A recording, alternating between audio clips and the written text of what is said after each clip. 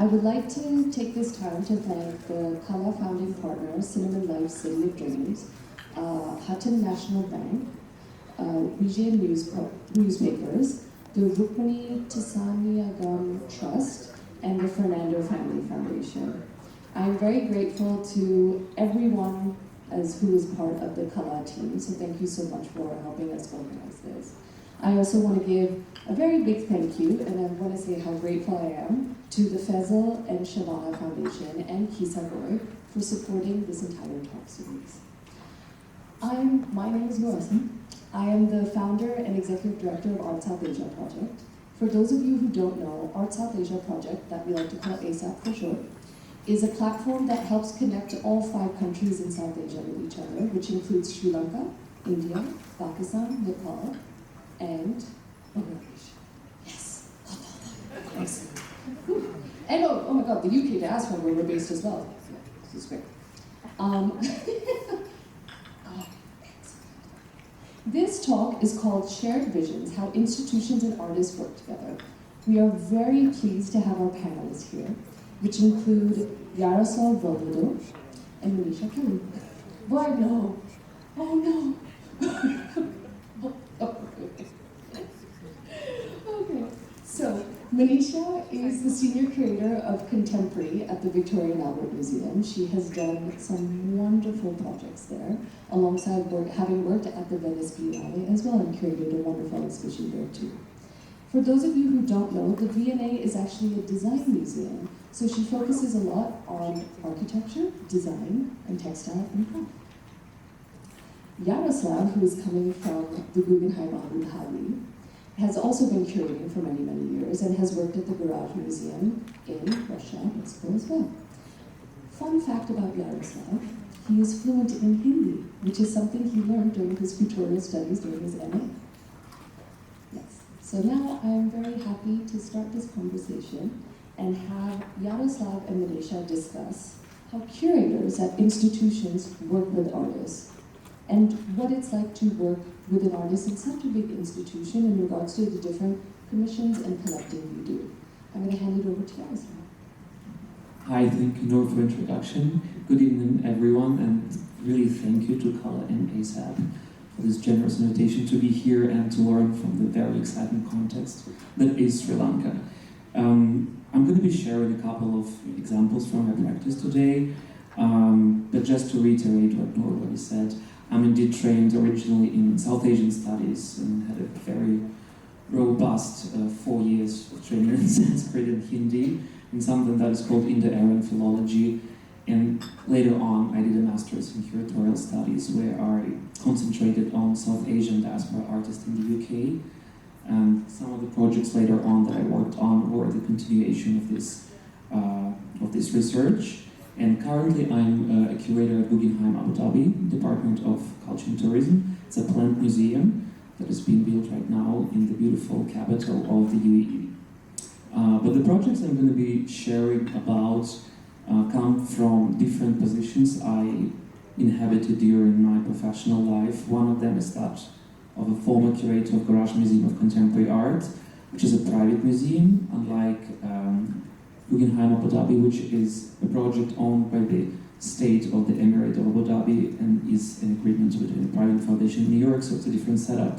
And also as an institutional, as an independent curator working as a guest curator invited by institutions. So it's different positions, there's different specifications attached to it, so it's going to be a plethora of different projects.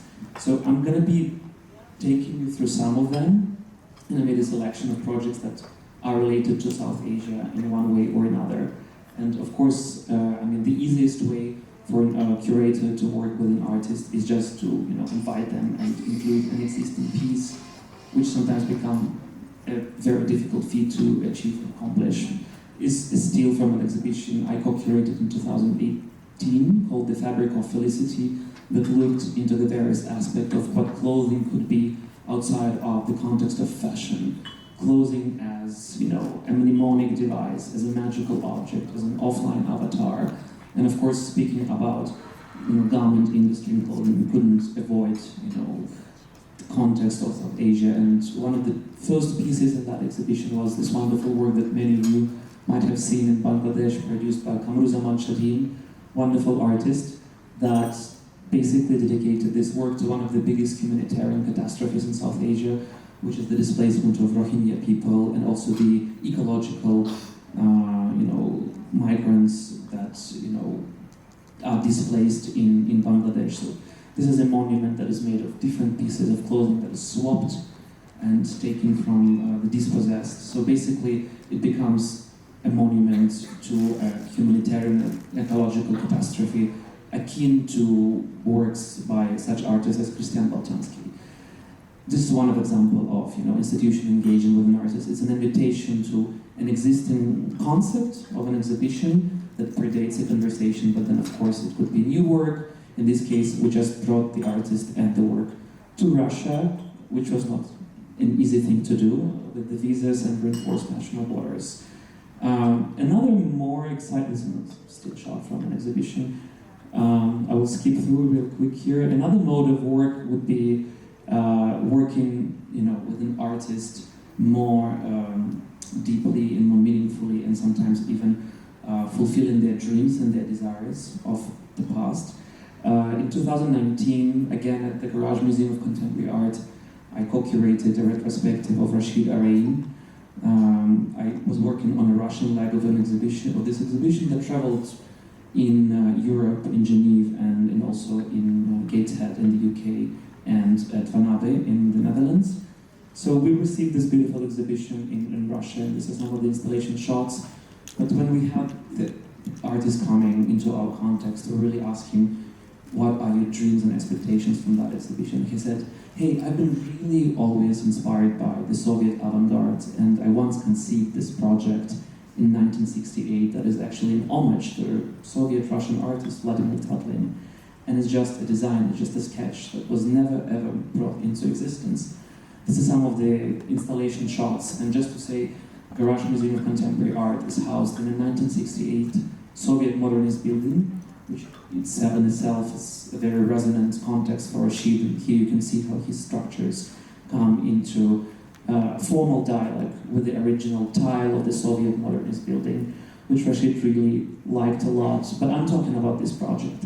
It was a sketch, it was an idea conceived in 1968, and then 50 years after, we're bringing Rashid to Russia, to Moscow, where he actually get to see, the Tatlin's work, in situ, and we offered him this opportunity to actually create this monumental piece. And I guess for me, working in this modality of fulfilling artist's dream is my favorite modality, I would say.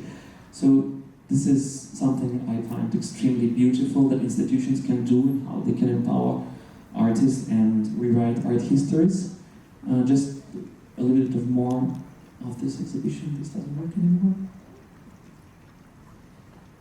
Okay, so here you can see the Tatlin Tower in the atrium of Garage Museum, and in the back is the Soviet mosaic from 1968. It's a monumental, beautiful piece. Another thing we did with Rashid was, when we looked into his archive, is the disco sailing, is a performance he conceived in 1970s, but again, never get to realize for various reasons. Not in the UK, not in Pakistan. So we... Oh, recently. Yes, so we are the proud owner of the world premiere of this piece in 2019 that took place in the Pioneers Pond in the Gorky Park. This is some of the sketches. So this is the documentation we had in Russia in the Gorky Park in 2019. Beautiful piece, attracted a lot of attention. And of course the dialogue between this piece and Soviet avant-garde, artistic practices, and even something that we call occupational gymnastics that happens at a factory. There's a lot of dialogue between this and even the uniform that was designed. So this is some of the examples, and we also had the honor to publish his essays in Russian, which was actually a great success, and many people found the text resonant. So this is one of the few modalities we can work with an artist, and of course there are many more, but maybe Meneesha can share a couple of examples from her practice.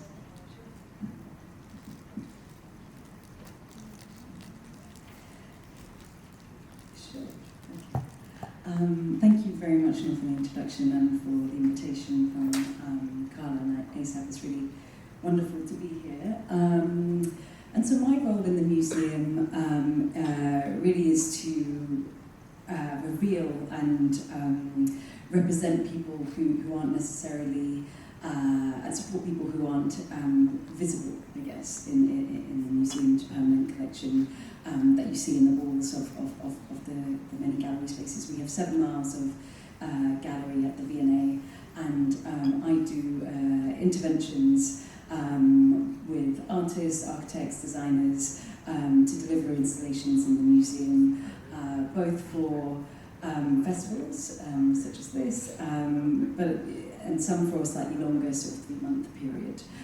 So I'm going to take you through a few examples. And so because the kind of festival format is temporary, we're able to kind of have interventions in the museum that are kind of unexpected. And as I mentioned, our collection is from all over the world. We have a vast South Asian collection, as you may know. But the vast majority of the collection is not, well, let's just say the people that I commission are from the global majority and also from the global diaspora.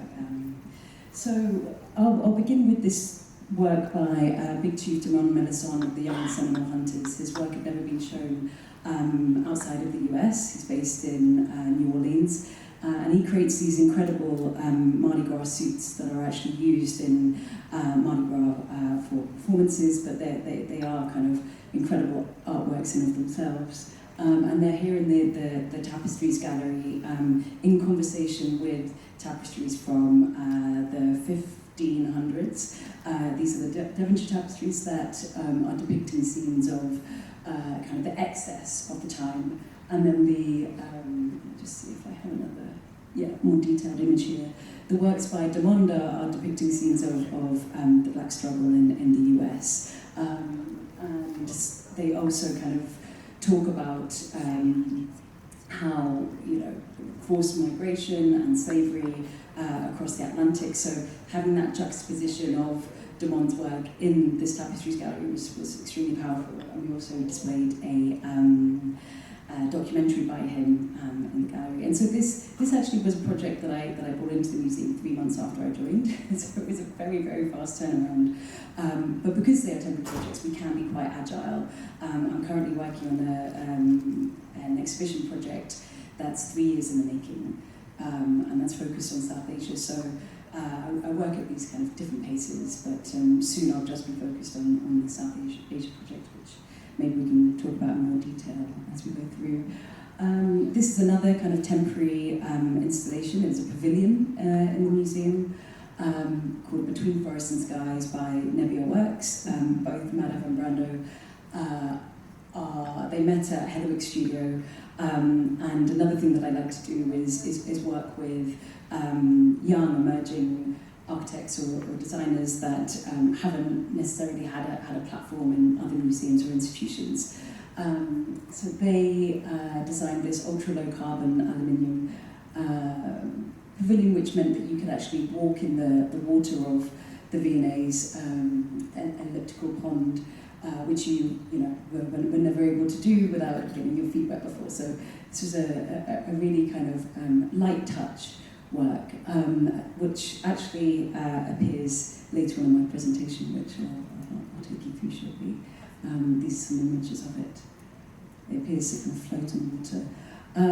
I do a yearly emerging designer commission for the London Design Festival, and this is a kind of it's a physical, digital, and then back to physical piece that I commissioned Excessive Aesthetics, an all-female interdisciplinary or design collective. They're made up of architects, digital designers, artists, and they took inspiration from David, who's in the cast court, so it's a replica of David. And this is called Not David, it's a selfie of themselves, which they then kind of modified and translated through various software. And then more recently, I worked with Adam Sabo, who also was part of the Emerging Designer Commission, and he created this series of furniture objects from a single Alfa Romeo, a single car. He traced its 25-year service history, found all the previous owners, and then created objects that spoke to their stories. So the first owner, Jean, who you can see in the film in the background, the car became a lifeline for her when her husband passed away, and so Andy made a nightlight from the engine of the heart of the car, the engine. He created this nightlight, which, these poetic, really beautiful stories. And then just a few months ago, we commissioned 3 designers, Angela Ford, Arjun Singh Asa, and Liang Jung Chen, who, Angela's got Caribbean heritage, Arjun's Sikh, but he grew up in Kenya, and Liang's from Taiwan. She was talking about the border condition in Taiwan and how contested that is. Angela was talking about her roots being, she actually did a DNA test and found that, even though she's from Jamaica, she's got roots in West Africa. And Arjun was looking at Sikh heritage to create a furniture piece. So we really want people to kind of look into themselves, but also our collection, and see what connects. And then this is a project that we did with the Gifu Prefecture in Japan, and washing paper is actually from there. And we worked with some London-based architects, Takeshi Hayatsu, to create this seating installation that is actually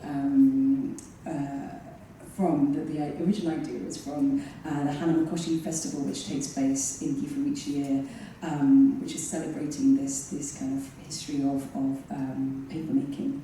And so we replicated how the festival structures, the shrines, are made in Gifu by working with children in workshops over the summer to actually create the installation.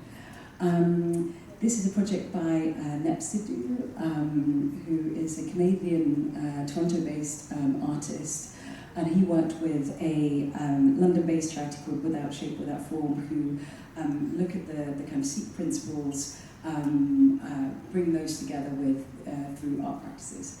And so we brought a number of Nep's paintings and tapestries into the gallery. And there's also a sound piece by Carlos Nino. Sorry, I'm talking a lot, so maybe we should go on to the next question. And Great, because I love the difference between the different commissions that both institutions we've talked about. So with Iaroslav, Rashid is older, but he has also just gotten into I don't know how to explain it. He kind of, but not really. Because the artist that Iaroslav had worked with, he was a Black Panther and he was quite prolific. He put together magazines and he worked and talked quite a lot about being included into the Western art world when he was living in London. He was also a curator as well. And I think a lot of people forgot about him, or I'm not really sure how to put it in context. So it was amazing to see you bringing Rashid back to life kind of at the Garage Museum, and then having that show travel to so many different places. But then Meneesha, you've clearly researched so many different artists and brought them into a museum where you see historical artifacts and have them commissioned with those artifacts and seeing how they work in conversation with each other. So it's amazing the different research and processes that go behind it. And it was great to see what you had done with the design festival in London as well. And there's so many different aspects to how artists are commissioned and researched and all that. So that leads me to the next question. Obviously, you are researching the artists that you are working with, and you're bringing them together in these institutions or at large events as well. So when you are doing the research and you're going to artist studios, is there a particular motive you have in mind? Like, what are you thinking while you're going through that process? Yeah, I actually think there's a big burden on the artists nowadays, and there's a lot of expectations, especially on part of institutions. And of course, many institutions are looking for formal precision, the strength of intellectual, proposition, you know, the innovative thinking, all of these things. There was a lot of pressure. And just going back to some of the projects that Meneesha said, some of these things need a lot of time to gestate, you know, 2, 3, 4, 5 years. And one of these projects that I wanted to share was actually that came about from a friendship. I came across this wonderful artist in a Kochi biennial, Afra Shafiq. She's based in Goa, and we saw her work, and we ended up working for 3.5 years together. She just premiered with a beautiful piece called Sultana's Reality, which is a video game inspired by an early 20th century sci-fi feminist short story about a young woman waking up in a ladyland, in a world run by women, and it's a better world, of course. There's no wars, there's ecological transport, of course. And it's written by Rokeya Sahabat Hussain, a pioneer of South Asian education in Bangladesh. So I was drawn to the work, you know, the form of a video game, its appeal to like the audience, the kids, the aesthetics of the work. And then I came to her and said, hey, do you want to work together on something? And she said, you're from Russia? I'm like, yeah. And she's like, you know, in the 70s and 80s, there's been a lot of Russian children books, Soviet, I would say, Soviet children books, translated into new Indian languages, into Hindi, Urdu, and Tamil, and they're so lavishly illustrated. And there's this whole generation of people who grew up in South Asia having this nostalgia about the country that was never theirs, you know. And I said, why don't we do a research about it? And it turned out that, you know, we worked intensely for 3 years together. She reached out to these communities of collectors in Bangladesh, in India, and Pakistan who collect Soviet children's books, you know, with the short stories from, you know, Armenia, you know, Ukraine, Lithuania, Belarus, lavishly illustrated, of course, printed and distributed as part of the kind of communist propaganda during the Cold War. There were publishing houses set up across South Asia. So she looks into the depth of the material, and the Garage Museum of Contemporary Art offered her fantastic grant research opportunity, and in the end she created another video game that is called Nobody Knows for Certain, and she created these peculiar characters that you can, you know, follow in their search of discovering these things. One of them is a cat without a tail, and another is a Matryoshka doll that is empty. And you go with these characters in the wonderful land, and you collect fully digitized and readable books. But then as you progress, you realize that storytelling sometimes can be dark, and a side of subversion, and a side of control. And then she unraveled all of these beautiful narratives. And we presented this work in Dakar Summit at the last edition, and now I know for sure that this work is successfully collected by some major institutions in Asia and in the West.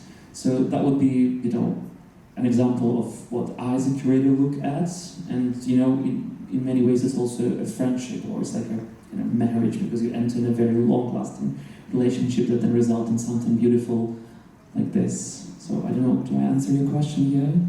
Absolutely. And Meneesha, I mean, you obviously have done so much at the V&A, but I would love to hear more about your work at the Venice Biennial and how that came around, because I think quite a lot of people in the audience would like to know that, including myself. So, yeah, outside of my work at the V&A, I co-curated the British Pavilion at the Venice Architecture, there we are, Venice Architecture Biennale for the British Pavilion, and we're actually 4 friends. We were just in a WhatsApp group. People kept on asking us, what's your collective called? We're not a collective. And these are the artists, this is us with the artists that we worked with.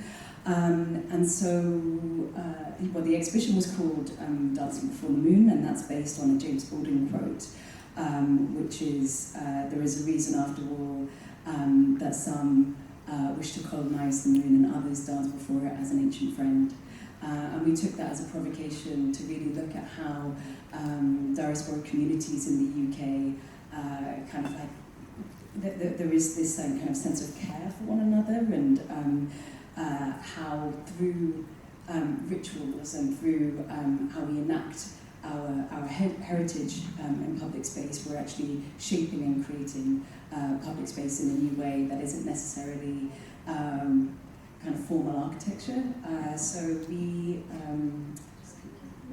we had a film that depicted this process. So it took you through both archive footage and new footage that we created, looking at this kind of placemaking, and it was, you know, scenes of protest that were taken from Handsworth songs by John Confer, and at this point we didn't know that John Confer was going to be the artist for the next Venice Biennale, so that was a really special moment for us. And that was when, in the 1980s, the Black and Asian community came together to protest against and really show solidarity against police brutality.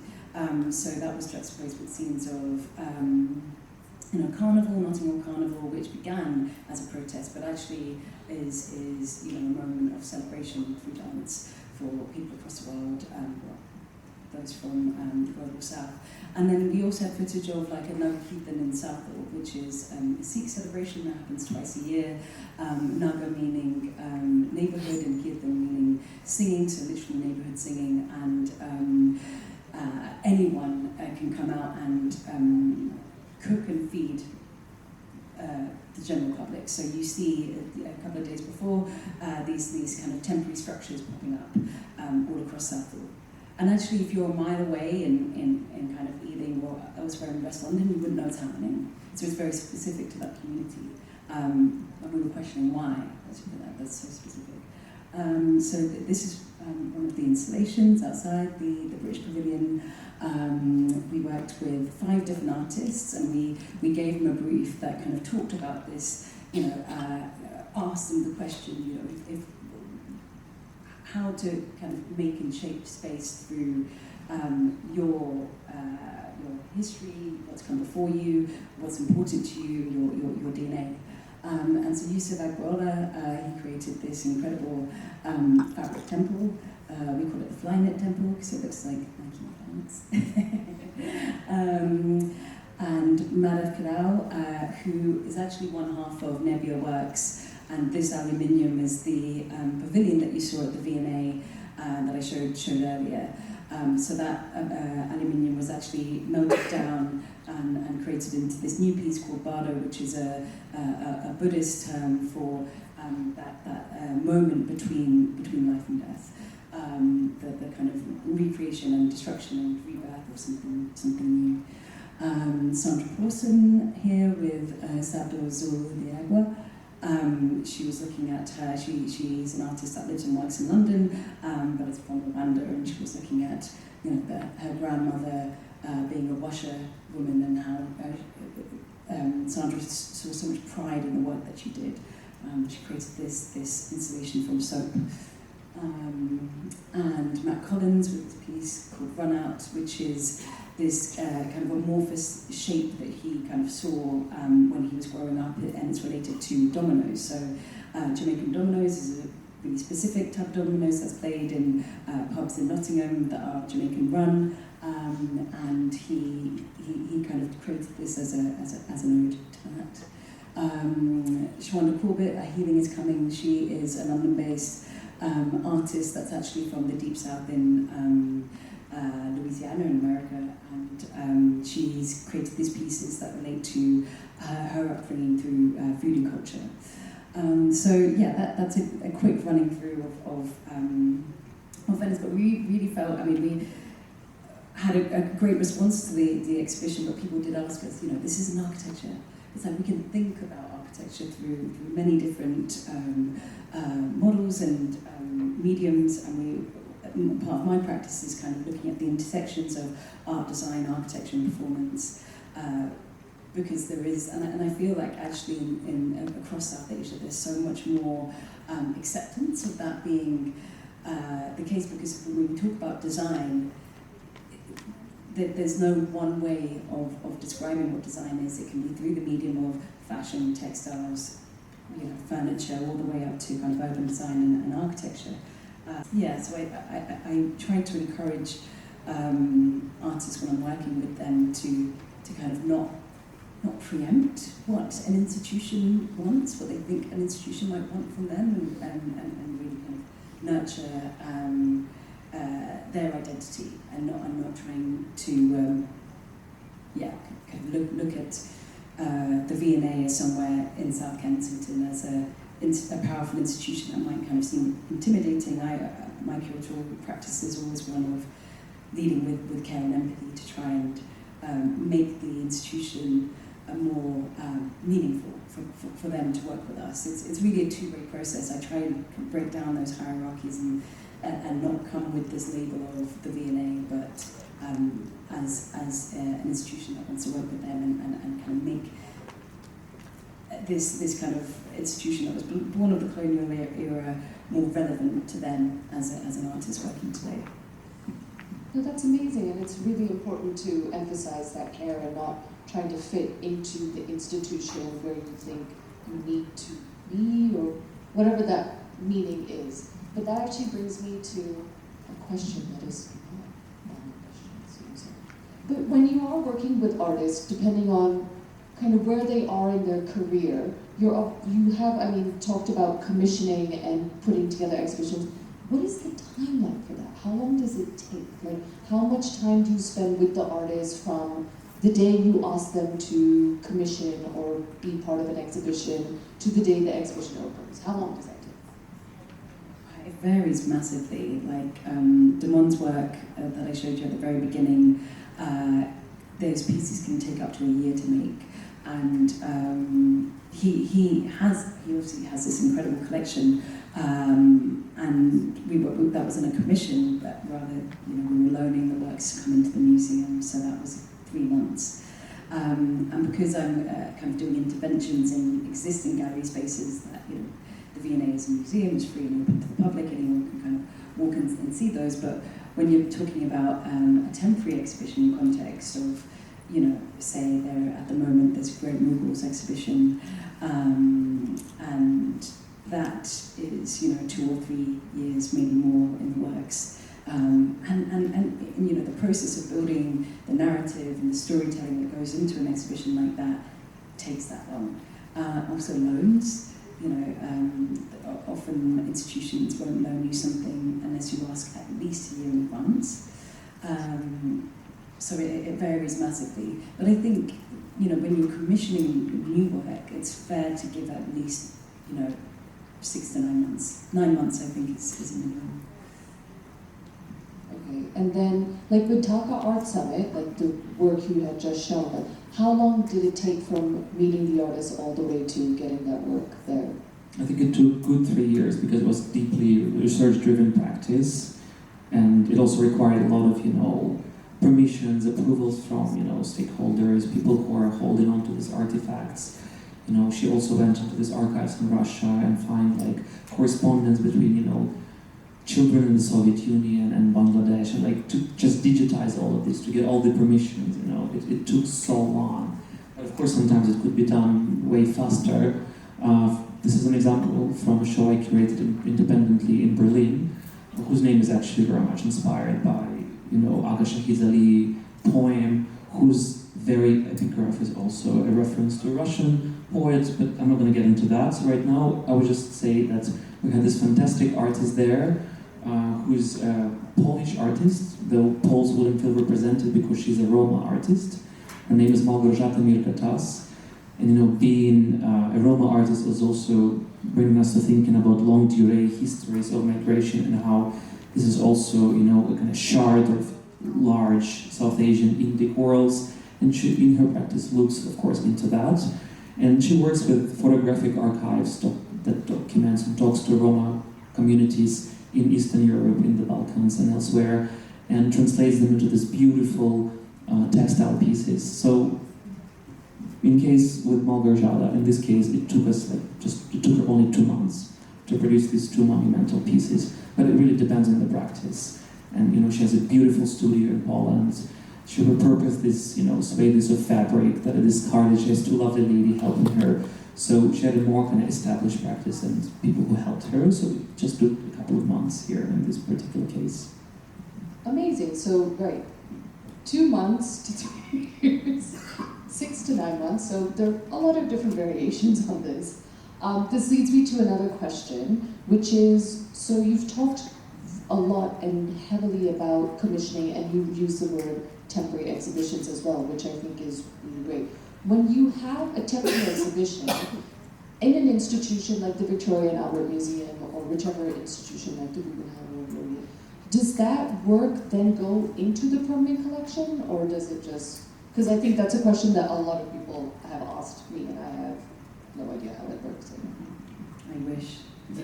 No, unfortunately, I'm not a collections curator. I've got quite a unique role at the V&A in commissioning. Most curators at the V&A, there's about 100, have a very specific specialism, whether it's movable miniatures or a special type of kind of 19th century metalwork or architecture. So yes, when you're curating an exhibition, it's both an opportunity to share more of the V&A's collection, but also bring in work from around the world.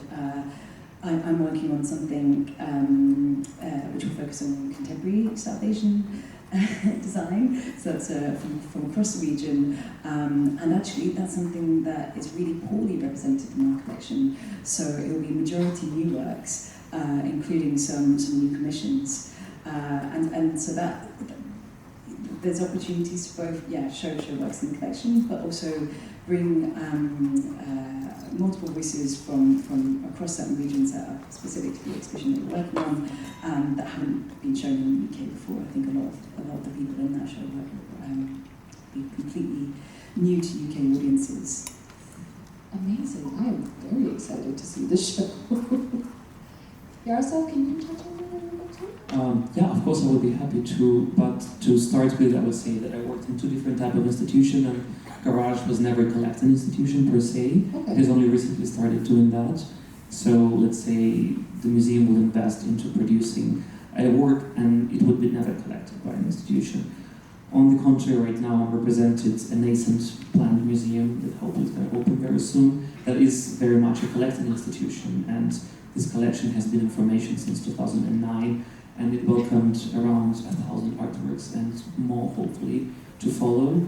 And of course, as a non-existing museum, we didn't yet produce works to enter into our collection, but hopefully we will be able to produce a space for this. And maybe I can use this opportunity to talk a little bit more about this beautiful museum coming up on Saadiyat Island in Abu Dhabi. Please.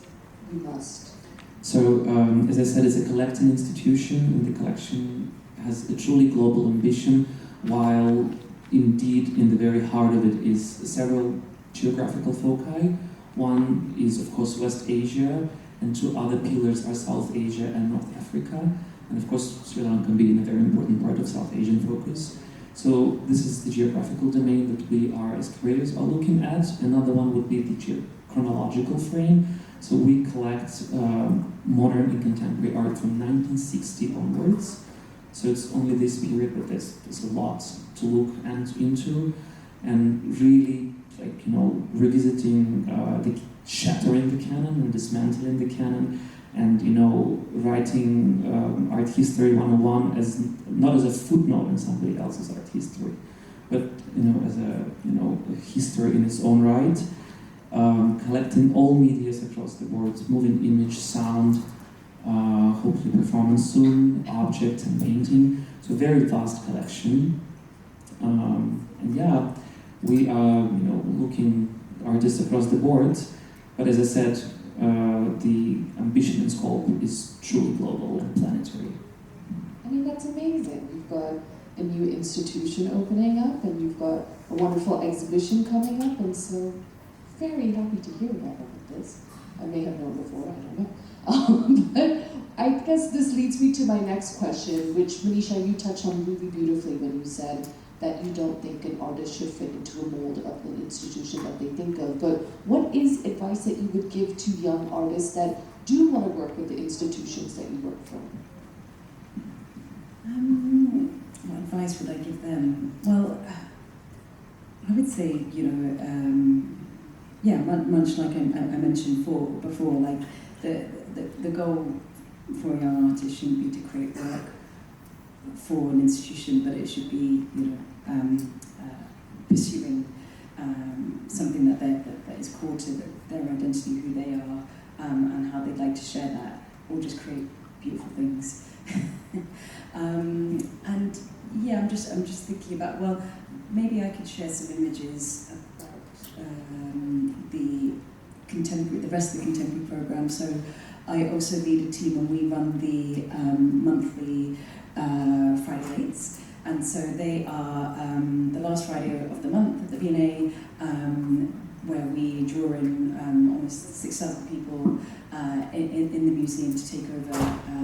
We invite kind of artists, designers, performers to do a series of activations across the museum. Usually it's about 12.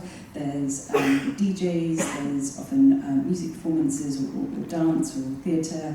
There's installations in gallery spaces.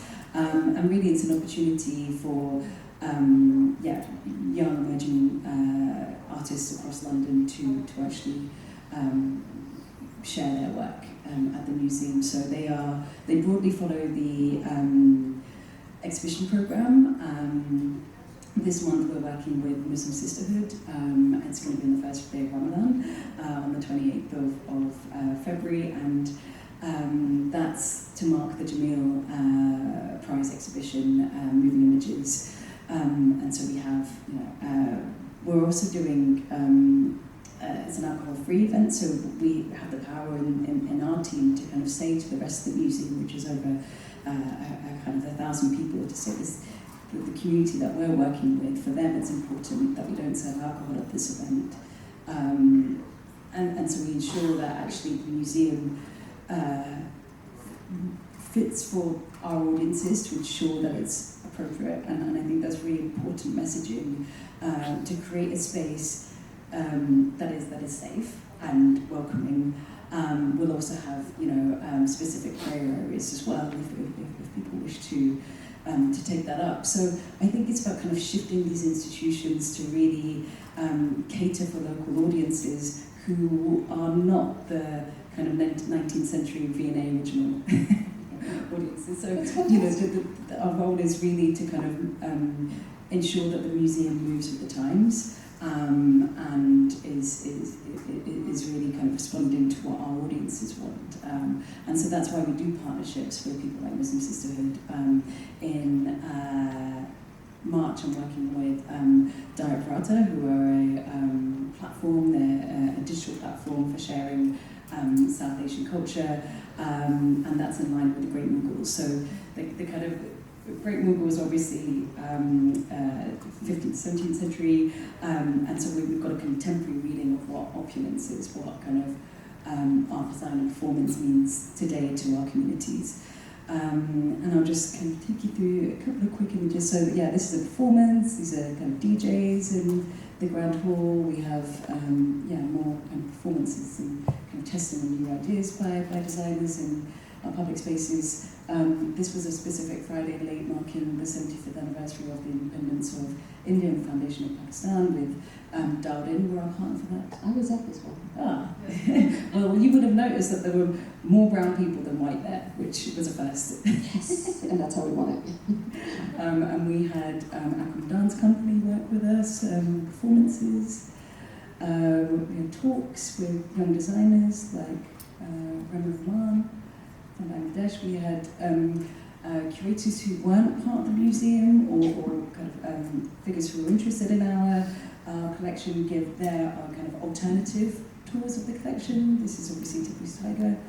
And we've also kind of invited in artists. So Tyler Mitchell, he's a photographer based in the US. We showed some of his work, and he curated a Friday night in the museum. Nicholas Daly also did one last year. He's a fashion designer. So Thank you, amazing. Iaroslav?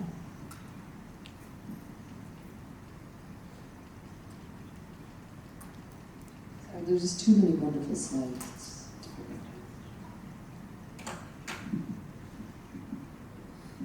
course, there are all of those interests that institutions have and institutions pursue, but honestly, as a curator, I would hate, for an artist to change their practice and recalibrate it so that they fit into institutional mold. For me, it would be actually disastrous and detrimental, honestly. Of course, institutions have their own histories, identities, their DNAs. This is very important, but this is our job, and we will take care of that. I really think that artists should, do not think about it. Should not be scared of sending curator into a panic attack with how experimental they are. Recently we didn't know how to collect video games. We didn't know how to collect performances. We didn't know how to collect pieces that deteriorate with time, and this is part of the work. If artists would start thinking like institutions, I think it would be the end of us and the end of the art world as we know it, and the end of art. I think we shouldn't be dictating those rules. Of course, in case Guggenheim Abu Dhabi, we could speak. It's a big museum, so we want something monumental. What is monumental? Can a piece of sound, fill up a huge space and be monumental? Or one little gesture, or light, or gesture, or light? All of these things. We don't need to answer this question, and we don't need to impose these answers onto the artist. So I just think we just should be friends and really open-minded about what we bring into a collection, and I think institutions can accommodate change and should change from within metabolically, and curators should be sort of a conduit for these artistic practices to kind of, subvert the rigidness of institutions. I don't know if does it answer your question. Absolutely, perfectly. And I think now is the right time to ask the audience if they have any questions. Meneesha, you very briefly mentioned the South Asia project. I would love to know more about it if you have the time. Yes, so it's the first major institutional show on contemporary South Asia design. So that's everything from fashion textiles to moving image and digital works to architecture and urbanism. And that's from Sri Lanka, Bangladesh, India, Pakistan, Nepal. Contemporary meaning kind of 2000 onwards. And there will be some kind of new commissions as part of that. We'll be working with some artists to create new work, but also showing existing work that, there's also a sense, and I'm kind of very aware of this, that the V&A as an institution is based in London. There's an outpost in Scotland, but there's obviously an incredible amount of nurturing and care that has gone into supporting artists by institutions and festivals like KALÀ, Serendipity in Goa, India Art Fair, Dhaka, Kochi, the Lahore Biennial. So really I'll be working with, hope to be working with institutions and organisations across South Asia to really kind of build and kind of have a shared voice around this exhibition, because it's unbelievably, that it seems like South Asia's just kind of skipped over. There is this focus on the West, and then Japan, I guess, and with the V&A years ago to the China design now, but with this kind of middle South Asia just skipped over, which is criminal. So it's about time, and it feels like a really great time. It feels like every other week there's some sort of art week or festival celebration of art and design and performance coming out of the region. So that's very exciting. Anyone else have a question?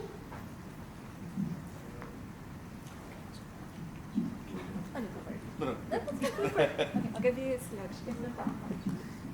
Thank you so much, both. I think you both touched on the fact that there's a degree of compromise when executing these curatorial projects in these institutions. So I'm curious to know a little bit more about how you specifically advocate for an artist's vision and maintain a sense of curatorial authenticity, also respecting that institutional framework.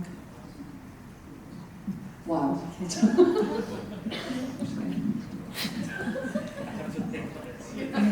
Well, I think it's kind of going back to that, the origin of the word curator is to care. That's where the Latin derives from. So it's really about working. The curator is in between the institution as an organisation and the artist as an individual, and so you've got your foot in kind of both places really to ensure that the individual that you're working with is nurtured and careful, and you're bringing out the best in their work, and you're also meeting the kind of institutional goals and ideals and behind. So often when I'm working on a project, I'm very careful to ensure that it's just me working directly with this person, but behind me there's like 50, almost 100 people that you need to consult, especially when you're creating new work. It's a whole operations team, which is, you know, visitor experience, security, health and safety, conservation. There's certain materials that you can't use. But I'm really lucky to have amazing colleagues that are very keen to everyone wants to see things happen. We want to make work happen and work with artists. So it's kind of that balance between realism and practicality, but also not stifling creativity. And I guess that just comes with experience and time. You know, some things work, other things don't, but then you kind of adapt and change and experiment. But it's important to push the institution to do these things and try them, because it also sets a precedent. Once you've done something once, it then puts down a blueprint or a framework for how to do things differently in the future. And just because something's not been done before doesn't mean that it shouldn't be. Yeah, I generally think it's very important to rely on emotional intellect, and I really think that being a curator requires a set of psychosomatic skills. You need to be in right places, in right mood, and you need to produce right effects in people's minds, including stakeholders in museums, but also really trusting an artist. And there's a very famous Russian curator, Viktor Mizyanov. He speaks of institutionalization of friendship, how you make friendships work towards shared goals. And I think when artists and an institution become friends, you achieve these goals very easily, and we just have to be there, just the conduit between these two worlds. Institutions are actually sometimes happy to change, and they are wary of themselves sometimes, and artists are the only way to actually make them change. Thank you, and thank you for that question. Thank you so much to everyone for attending. Thank you to Iaroslav and Meneesha, and thank you to KALÀ, thank you to the Faizal and Shabana Foundation and QissaGoi for supporting this whole project, and we hope everyone has a wonderful day today. Thank you.